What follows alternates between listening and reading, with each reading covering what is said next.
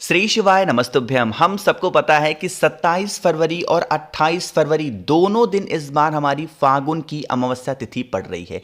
जिन भी लोगों को अमावस्या तिथि उदया तिथि में माननी थी उनके लिए आज है, जिनको व्रत रहना था उनके लिए 27।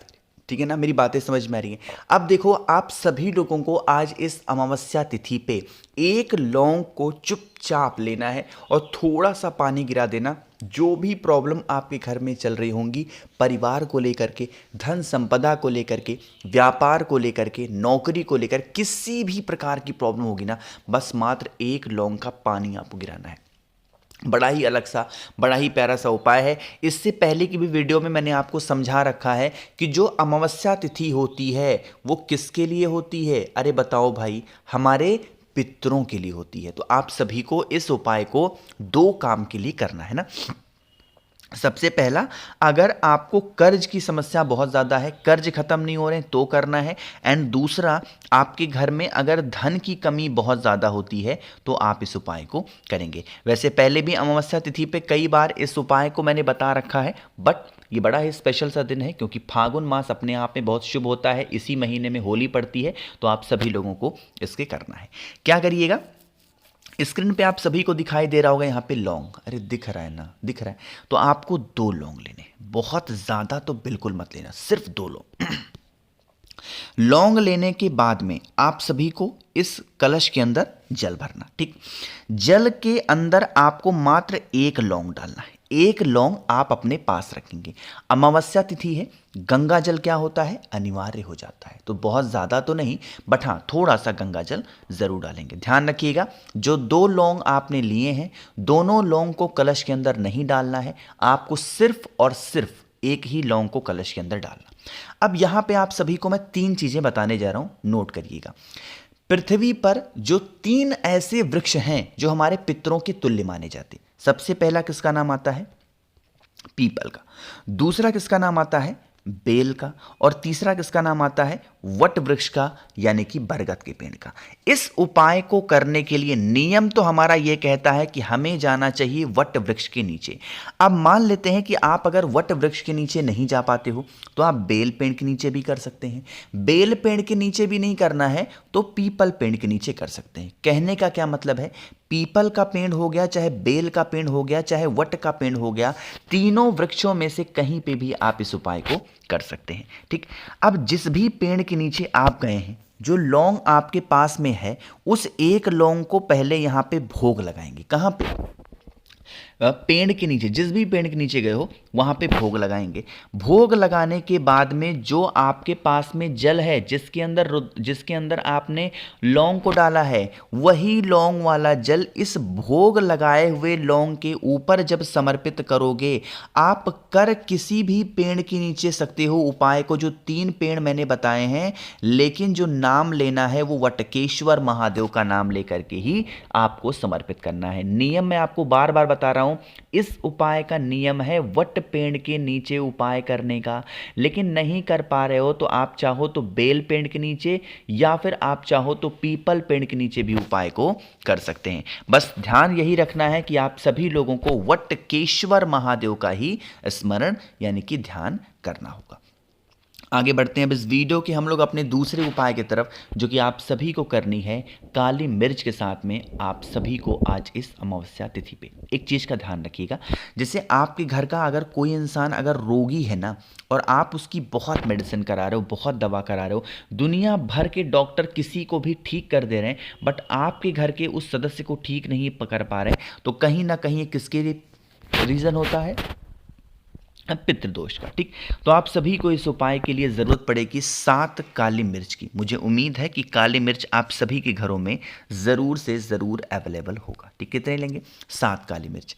7 काली मिर्च के साथ में आप सभी को लेना है एक बेलपत्र, जो कि बहुत ही प्यारी सी हो, कटी फिटी ना हो। महादेव के शिवलिंग के पास में पहुंचेंगे। आप सभी को पता होगा शिवलिंग के ऊपर 7 स्थान पर हम सभी को चंदन लगाना चाहिए, वो भी कौन सा, पीला चंदन। अब जो आपने पीला चंदन लगाया है उसी में एक छोटा सा परिवर्तन करना है बीमारी के लिए।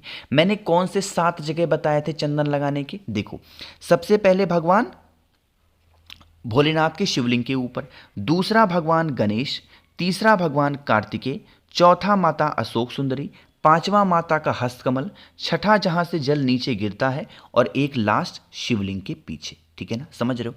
अब आपको क्या करना है, यही जो 7 जगह मैंने यहाँ पे चंदन लगाए हैं, टीके लगाए हैं, आप सभी के पास में कितनी काली मिर्च है, 7 काली मिर्च है। उन 7 काली मिर्च को इन्हीं 7 जगहों पे जहाँ पे भी चंदन लगाया है वहाँ पे आप सभी को रखना है।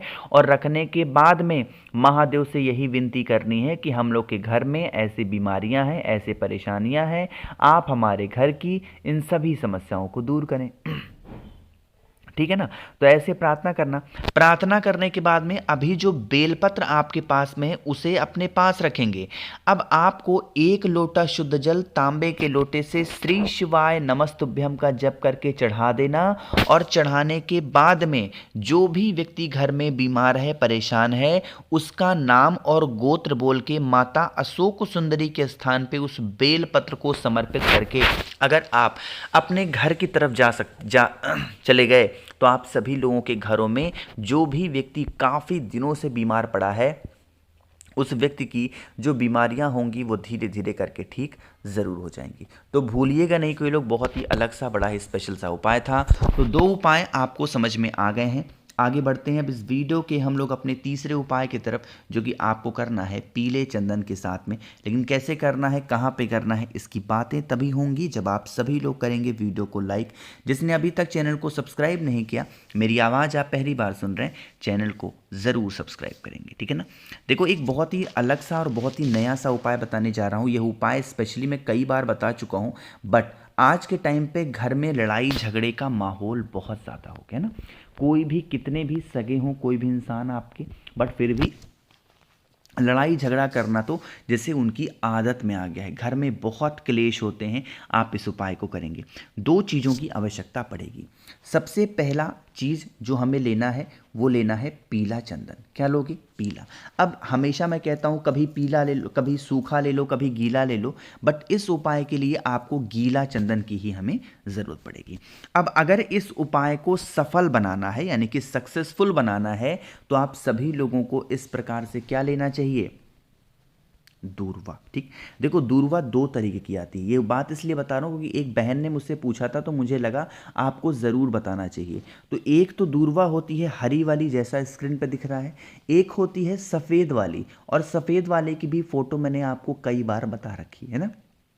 ज़्यादा नहीं लेना है, बस आप सभी को 21 दूर्वा लेनी है, वो भी हरी वाली लेनी है। आपको सफ़ेद दूर्वा बिल्कुल भी नहीं लेना। 21 दूर्वा हरी वाली लेंगे और पहुंच जाएंगे सीधा महादेव के शिवलिंग के पास में। वहां पर पहुंचोगे ना तो आप सभी को एक स्थान दिखाई देगा शिवलिंग पे, और वो स्थान है माता अशोक सुंदरी का। बातें समझ में आ रही क्या मेरी? तो यहाँ पर आप सभी को पीले चंदन का लेपन करना है, और जो 21 मैंने आप सभी को दिखाए हैं, क्या, अरे दूर्वा, उन 21 दूर्वा को इसी माता अशोक सुंदरी के स्थान पे लेपन करते हुए आपको चढ़ाना है। जो भी व्यक्ति घर में आपकी लड़ाई झगड़ा करता है, महादेव का अवधूत रूप ध्यान रखेंगे, यानी कहने का मतलब है अवधूतेश्वर महादेव के नाम से आपको समर्पित करना है। और फिर इसे लेकर के आप जब जल चढ़ाओगे, मेरी बात सुनिएगा, जब आप यहाँ पे जल चढ़ाओगे, यही जल बहता हुआ पीले चंदन और दूर्वा से नीचे गिरेगा। इस जल को रोक करके और जल का छिड़काव पूरे घर में मात्र कर देने से आपके घर में कभी भी लड़ाई झगड़े नहीं होते और परिवार आपका खुश ज़रूर रहता है। आगे बढ़ते हैं इस वीडियो के सबसे आखिरी उपाय की तरफ, और यह उपाय कर्ज मुक्ति या फिर धन प्राप्ति के लिए होगा। ये बहुत ही आसान सा, बड़ा ही प्यारा सा उपाय है। इसके लिए आप सभी को 7 पुष्प की आवश्यकता पड़ेगी। नियम कहता है कि हमें सफ़ेद फूल लेना चाहिए, लेकिन मान लेते हैं इस वीडियो को आप लेट में देख रहे हो, फिर किसी भी कारण से देर में देख रहे हो, तो आप सभी लोगों को शिवरात्रि के दिन 7 सफ़ेद पुष्प लेना चाहिए। नहीं ले पा रहे हो तो किसी भी पेड़ का आप फूल ले सकते हो। साथ ही साथ आपको शहद की भी आवश्यकता पड़ेगी, बहुत ज़्यादा तो मत लेना। अब जो आपके पास में शहद है उस शहद का लेपन पहले करेंगे भोले शंकर के शिवलिंग के ऊपर। कहाँ पे करना है? आप सभी को शिवलिंग पे, यहाँ पे इस स्थान पर अच्छे तरीके से क्या करना है? उसी से लेपन करना। लेपन करने के बाद में मैंने जो आपको फूल दिखाए हैं, उन्हीं 7 फूलों को यहाँ पे भी अवधूतेश्वर महादेव के नाम से समर्पित करके, और जो भी आपके घर परिवार की दिक्कत हो, समस्या हो, प्रॉब्लम हो, वो बता करके, घर में अगर हमारे धन संपदा की कमियां बहुत ज़्यादा होती हैं तो वो धीरे धीरे ख़त्म होना स्टार्ट हो जाती हैं। मैंने कोशिश की आप सभी लोगों को बहुत ही अच्छे से हर एक चीज़ों को समझाने की। वीडियो अगर आपको पसंद आती हो तो लाइक ज़रूर करिएगा। कुछ पूछना है, नहीं समझ में आया, नीचे कमेंट सेक्शन में पूछें। और मेरे जितने भी भाई बहन आवाज़ आज मेरी पहली बार सुन रहे हैं, चैनल को ज़रूर सब्सक्राइब करेंगे। श्री शिवाय, नमस्तुभ्यम।